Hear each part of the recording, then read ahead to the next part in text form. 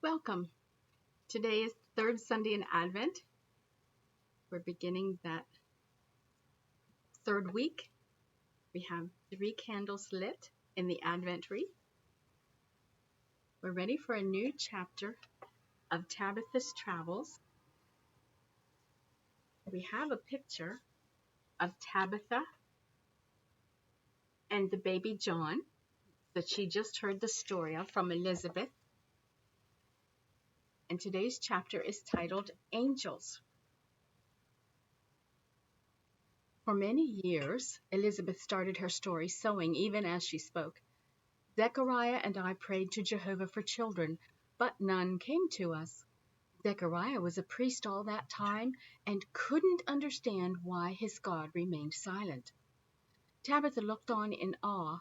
She was used to hearing stories about around the campfire every night and had missed them these last several days. But those were all the same old stories told over and over. None had ever sounded like this, with people who were still alive. Then, about 2 years ago, Elizabeth continued, Zechariah was on duty in the temple in Jerusalem. It was his job to purify himself and then enter the holy place. What is that? Tabitha gasped. Elizabeth thought for a moment and then said, the temple is made of several areas, with the most important in the middle. First, there's the court of the Gentiles, then the court of women, the court of men, and so on. You mean men can go farther into the temple than women? Tabitha exclaimed. Yes, child, that is how it must be. The heat of anger rose in Tabitha's cheeks, and she thought to herself that she was every bit as good as any boy, but she had kept her lips tightly sealed. In the very center of the courtyards is the temple itself, Elizabeth continued, and inside that are 2 very large rooms. The first is the holy place, where the priests daily burn incense and make offerings to God. But at one end of that room is a thick curtain that goes from the floor to the ceiling and from one wall to the other. Elizabeth stopped sewing and closed her eyes. Well, it used to be that behind the veil was the Ark of the Covenant, the golden chest that held the laws of God that Moses brought down the mountain, as well as an urn of manna and the very staff of Aaron. This place, she said in a whisper, and Tabitha had to lean forward to hear her, this place is the Holy of Holies. The Ark was lost to us many years ago, but still it is the most holy place in all the world. Only the high priest may enter the Holy of Holies, and only once each year, on the Day of Atonement. Tabitha's head was so full of thoughts that she feared they'd all leak out if she didn't finish thinking them. Her first thought was that Zechariah, the old man who was taking her to Jerusalem, had actually been in the house of God. Her second thought was that she'd better stop thinking bad thoughts about Zechariah. And her third came out of her mouth. What happened next? The baby cried again, and this time Elizabeth picked him up and cuddled him.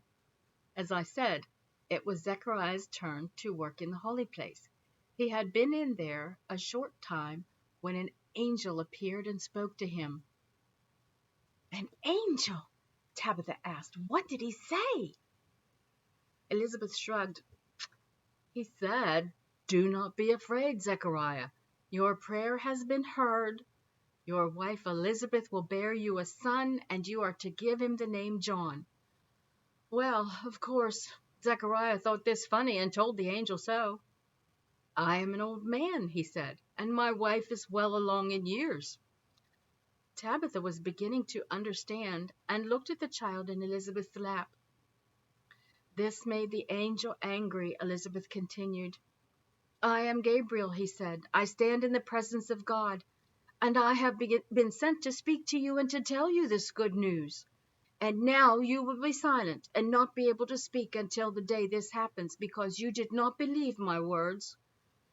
And so Zechariah remained silent. I became pregnant, and I gave birth to this fine boy here, she said, holding up the baby to face her. 8 days after his birth, we took him to the temple to be dedicated to the Lord. My relatives all tried to get us to name the boy after them, but my husband wrote, "No, his name is John." At that moment, his tongue was released, and we both praised God for his miracles. Tabitha sat in silence for a long time, staring at the baby, stunned by the amazing story. Finally, she said quietly, reverently, "John, what a beautiful name." She looked from the baby to his mother and added, "And what a wondrous story." "Yes, it is," Elizabeth said, "but not nearly as wondrous as the story of my cousin." "What story?" Tabitha asked. But at just that moment the door opened and Zechariah entered. "I have finished my chores early, and we will leave for Jerusalem immediately." Tabitha was distressed because she wanted to hear the miraculous story Elizabeth was about to tell. But more than that, she wanted to go find her father. So she gathered her few things, hugged John goodbye, and then hugged Elizabeth. "Ask Zechariah about my cousin," Elizabeth whispered in Tabitha's ear. "He will pretend he doesn't want to tell it, but just insist. He really likes telling people." Tabitha grinned at Elizabeth and held their secret inside her. Then she followed Zechariah out the door and off across the plateau on a narrow trail headed west. Within minutes, Tabitha concluded she'd been completely wrong about the old man. She would have to work hard to keep up with him. Already she was having to breathe heavily to keep her legs moving. But Zechariah acted as if he was out for a leisurely stroll. "Do I walk too fast for you, child?" Zechariah called back. "No, not yet," Tabitha huffed. "But you are a very strong walker." "I have walked these trails for many years," the priest answered. Soon they left the tall, dry grass of the plateau and started down a narrow trail into a sharp canyon. The trail twisted and turned, and Tabitha understood why Zechariah hadn't wanted to bring any animals. Their sure footing would be safer, but they would also travel very slowly. Zechariah was bothered by neither the steepness nor the narrowness of the trail, and as they started climbing up the other side of the barren canyon, Tabitha decided he would make a very fine mountain goat. In fact, she giggled to herself, "he looks a little bit like a mountain goat." "What are you giggling about, girl?" Zechariah asked over his shoulder. "Oh, nothing really," Tabitha answered. "I was just thinking how nice it would be to be a mountain goat right now." "Ah, yes, I've had that thought many times myself. In fact, my wife has commented often that I look much like a mountain goat." Tabitha laughed out loud now, and Zechariah turned with a smile. "I see you agree with her." No, I mean," Zechariah laughed. "There is no offense taken." They reached the top of the hill, and Tabitha's heart sank. Before them, she saw at least 3 more steep canyons to be crossed. As far as she could see in the distance, there was nothing but hilltops. Zechariah stopped and pulled out his water pouch. He offered it to Tabitha, saying, "Drink lightly, child. There's still far to go." After a refreshing drink, they started down into the next canyon, and that's when Tabitha finally got up the courage to ask her question. "Zechariah, Elizabeth told me that God has worked a miraculous wonder in her cousin, but she did not have time to tell me the story. Could you tell me?" Zechariah harumphed and shook his head. "I am a priest, not a storyteller," he said crossly. Tabitha would have quit right there if Elizabeth hadn't warned her of this, but now she plunged ahead. "Please, Zechariah, I need a good story to keep my mind off the narrow trails and steep canyons." Zechariah sighed and then said, Very well, I will tell you the story, but you must not interrupt me. I won't, Tabitha agreed. Very well, Zechariah said again.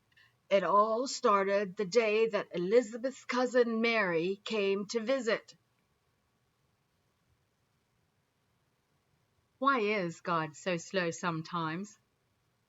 It seems to take him forever to get things done. Why can't he just work on our time schedules, do things when we're ready? Maybe it has something to do with the fact that he's smarter than we are. Maybe he sees things in ways we don't understand. Perhaps his timing is actually better than ours. If God sometimes seems reluctant to answer our prayers and meet our needs, you can be sure it's for a good reason. Zechariah became impatient when God didn't give him a son, yet God knew that son would come at just the right time when it served his purpose. Isaiah says it this way, "For my thoughts are not your thoughts, neither are your ways my ways, declares the Lord. As the heavens are higher than the earth, so are my ways higher than your ways, and my thoughts than your thoughts." The people of Israel wondered if the Messiah would ever come. Sometimes we have trouble waiting for God to hear our prayers. But as surely as the Messiah did come, and as surely as Christmas will come, so will God answer our cries for help. It just might not be in our timing.